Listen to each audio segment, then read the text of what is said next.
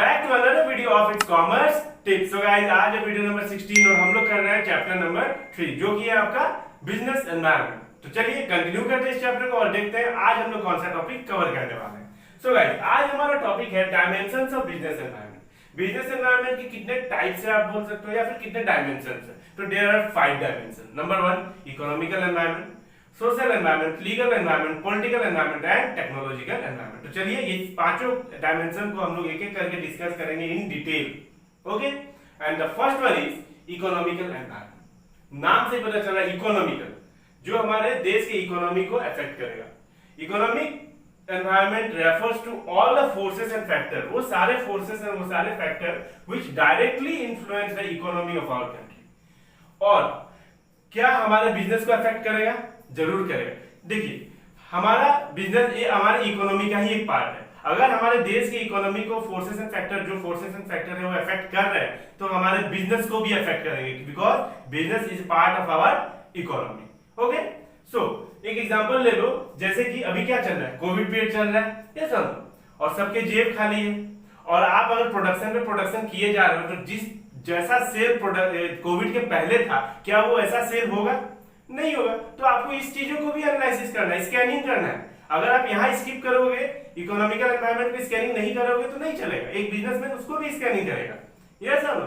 So some aspect of economic environment, कुछ aspect देख लो और अच्छे से क्लियर हो जाएगा आपको economic environment. Increase in GDP, अगर जीडीपी इंक्रीज हो रहा है, results in rise in disposable income, तो लोग खर्चे भी करेंगे। ओके, खर्चे भी करेंगे उस हिसाब से। जीडीपी इंक्रीज हो रहा है तो सबके पास पैसे हैं। यस और नो? जीडीपी का मतलब gross domestic product. Gross domestic product का मतलब एक साल के अंदर हमारे कंट्री में कितने रुपीस के गुड्स एंड सर्विस प्रोड्यूस होते हैं, प्रोडक्शन होते हैं। ओके, सो अगर जीडीपी में इंक्रीज आएगा, जीडीपी में अगर इंक्रीज होगा तो rise in disposable income of the people, तो लोग खर्चे भी ज्यादा करेंगे क्योंकि पैसे ज्यादा रहेंगे। जीडीपी इंक्रीज होना मतलब क्या, सबके पास भरपूर पैसे हैं और सब खर्चे कर रहे हैं। खर्चा करने के लिए पैसा बहुत है। Disposable income of people and further increase in demand of product, और डिमांड भी बढ़ेगी, प्रोडक्ट का डिमांड भी बढ़ेगी ना, सबके जेब में पैसे हैं। हाई इन्फ्लेशन रेट, इसका मतलब मान लो सारे प्रोडक्ट के प्राइस हाई हो गए। ओके, अगर प्रोडक्ट के प्राइस हाई हो गए हैं, सारे प्रोडक्ट के प्राइस हाई होने को क्या बोला जाता है? महंगाई को क्या बोला जाता है? इन्फ्लेशन रेट हाई हो रहा है, इन्फ्लेशन, हाई इन्फ्लेशन। ओके, तो लोग क्या करेंगे? डिमांड कम करेंगे। ये समझो, डिमांड कम करेंगे तो क्या ये इफेक्ट कर रहा है कि नहीं? कर रहा है। Decrease in interest rate is beneficial and increase demand for home loan and borrowing money. अब डिक्रीज इंटरेस्ट रेट मान लो अब डिक्रीज हो गया, बस आराम से लोग बाइक खरीदेंगे, गाड़ी खरीदेंगे, लोन लेंगे। रेट इंक्रीज क्या हो रहा है? रेट अगर इंक्रीज हो गया तो डिमांड कम करेंगे। अगर इंटरेस्ट रेट ही डिक्रीज है तो आराम से होम लोन, कार लोन, ये समझो, तो सब कुछ लेंगे। ये समझो, ये डिपेंड करता है इकोनॉमी कैसा चल रहा है हमारे देश का। ये समझो, पैसे से रिलेटेड है ये। Okay, passing GST bill will affect almost all the business organisation. अब जीएसटी बिल आ गया, ये समझो, बस सबको अफेक्ट किया। नए टैक्स रेट आ गए अलग अलग प्रोडक्ट पे, ये समझो, तो सबको अफेक्ट किया। Almost affect all the business of the organization, all the business organization. फिर एक और देख लो, demonetization of 500 and 1000 rupee note. फिर डिमोनेटाइजेशन के समय अचानक से सरकार ने बोल दिया कि 500 1000 के नोट बंद होने वाले, अगले दिन से नहीं चलेंगे। ये समझो, तो ये किस लिए किया गया था? ये आपको ब्लैक मनी को खत्म करने के लिए किया गया था। फिर भी लोग तो अफेक्ट हुए। ये समझो, सो ये सब के बारे में अगर हम लोग सोच रहे हैं, देखिए अगर जीडीपी क्या हो रहा है, इंक्रीज या डिक्रीज हो रहा है। Okay, high inflation rate, decrease in interest rate, ये समझ लो, जीएसटी, तो ये जो इकोनॉमी को हमारे अफेक्ट कर रहा है तो हमारे बिजनेस को भी अफेक्ट करेगा। ये समझो, अगर मान लो डिमोनेटाइजेशन आया तो इकोनॉमी को तो अफेक्ट किया, आया था जब, तो हमारे बिजनेस को भी किया होगा ना। ये समझो, तो इसको भी स्कैनिंग करना जरूरी है। ये समझो, इकोनॉमिक एनवायरनमेंट को भी स्कैनिंग करना जरूरी है। तो आई होप आपको क्लियर हो गया होगा। Okay, second one is social environment. Social environment consists of the customs and tradition of the society in which business is existing। अब आपको देखना होगा आप किस तरीके की सोसाइटी में रह रहे हो, वहां का कस्टम क्या है, परंपरा क्या है, वहां का ट्रेडिशन क्या है। ओके, उस सोसाइटी का जहां आपका बिजनेस एग्जिस्ट करता है। क्योंकि देखो, बिजनेस क्या है, सोसाइटी का ही पार्ट है। आपको सोसाइटी के बीच में रह के ही पैसा कमा रहे हो आप, ये समझो। वहीं से रॉ मटेरियल मिल रहा है, वहीं से लेबर मिल रहा है, आप प्रॉफिट भी वहीं से जनरेट कर रहे हो। तो आपको ध्यान देना होगा कस्टमर के प्रेफरेंस को, सोसाइटी को क्या चाहिए, ये समझो। अगर आप अपने हिसाब से प्रोडक्शन करोगे तो नहीं चलेगा, आपको उनके हिसाब से करना पड़ेगा कि उनका डिमांड क्या है, उनका टेस्ट एंड प्रेफरेंस क्या है, ये समझो। वहां का कस्टम क्या है, वहां का परंपरा क्या है, उस हिसाब से आपको चलना होगा, ये समझो। अगर मान लो फैशन के मामले में, अगर मान लो आप एक सोसाइटी में रहते हो जहां पर वेस्टर्न ड्रेस नहीं चलते, तो आपको उस हिसाब से प्रोडक्शन नहीं करना है, ये समझो। अगर मान लो आप ऐसे सोसाइटी में रहते हो जहां वेस्टर्न ड्रेस ज्यादा चलते हैं, तो आपको उस हिसाब से प्रोडक्शन करना है, ये समझो। तो उस हिसाब आपको देखना होगा, आपको एनवायरमेंट स्कैनिंग करनी होगी। Okay, it includes standard of living, वहां के पीपल का स्टैंडर्ड ऑफ लिविंग कैसा है, वहां पे लोगों का। अगर स्टैंडर्ड ऑफ लिविंग हाई है तो आप हाई प्राइस ले सकते हो, ये समझो। Test and preference of the consumer, consumer का टेस्ट एंड प्रेफरेंस के अकॉर्डिंग आपको प्रोडक्शन करने होंगे। Okay, education level of the people living in the society, education level अगर अच्छा है तो स्टैंडर्ड ऑफ लिविंग अपने आप अच्छा हो जाएगा। एजुकेशन लेवल अगर अच्छा है तो स्टैंडर्ड ऑफ लिविंग अच्छा हो जाएगा, ये समझो। A business can not overlook the component of social environment, हम नजरअंदाज नहीं कर सकते सोशल एनवायरनमेंट के कंपोनेंट्स को। इसको ध्यान में रखते हुए custom, tradition, standard of living, test and preference, education level of the people, इसको ध्यान में रखते हुए हमें बिजनेस करना है, ये समझो, उनके हिसाब से। ओके, सोसाइटी के हिसाब से। Okay, for example of social environment, example of social environment, the celebration of Diwali, Eid, Christmas, Gurpurab etcetera increase the sale of sweets and cloth. अब देखो, फेस्टिवल आ गया, दिवाली आ गया, ईद आ गया, क्रिसमस आ गया, गुरुपर्व आ गया, ये सुनो। सो इसमें क्या होता है, मिठाइयां बिकनी ज्यादा शुरू हो जाती है, ये सुनो। सेल ऑफ स्वीट्स इंक्रीज हो जाती है, कपड़े के सेल ज्यादा हो जाते हैं, ये सुनो। तो आपको स्कैनिंग पहले से ही करना होगा ना, ये सुनो। अब आप बैठे हुए हो बिजनेस करके आराम से बैठे हुए हो, ये सुनो, तो ऐसे नहीं होता है ना, सारा फेस्टिवल आके पार होगी। तो ये तो अपॉर्चुनिटी है ना, मैंने पहले ही बोला था, हर चीज का पॉजिटिव एंड निगेटिव होता है, ये समझो। ये आपको भी पता है, चाहे वो मोबाइल फोन हो, चाहे वो दूसरी चीज हो, चाहे वो ये हो, ये समझो। हर चीज का पॉजिटिव निगेटिव होता है, वो ग्रैब करना है अपॉर्चुनिटी आपको, ये समझो। कौन पॉजिटिव लेता है, कौन निगेटिव लेता है। तो अगर फेस्टिवल सीजन चल रहा है तो आपको क्या है, स्वीट्स ज्यादा प्रोड्यूस करने पड़ेंगे, क्लॉथ ज्यादा प्रोड्यूस करने पड़ेंगे, ये समझो। तो उस हिसाब से चलेगा बिजनेस, ये समझो। Some common factor of Indian social environment, देख लो, demand for reservation in job, job में रिजर्वेशन होता है, ये डिमांड होता है, ये समझो। For minorities and women, womens and minorities के लिए। Okay, demand for equal status of women by paying equal wages, women को इक्वल स्टेटस और वेजेस दिया जाए, ये सब। और सही बात भी है, दिया जाए। ओके, सो ये सब आपको सोशल एनवायरनमेंट में मिलेगा। ओके, और ये रहा आपका इकोनॉमिकल एनवायरनमेंट। आप देखो कीवर्ड याद करो, है कि नहीं, मैंने पहले बोला कीवर्ड याद करो। Social environment related to society, economical environment related to economy. Okay, next dimension is political environment.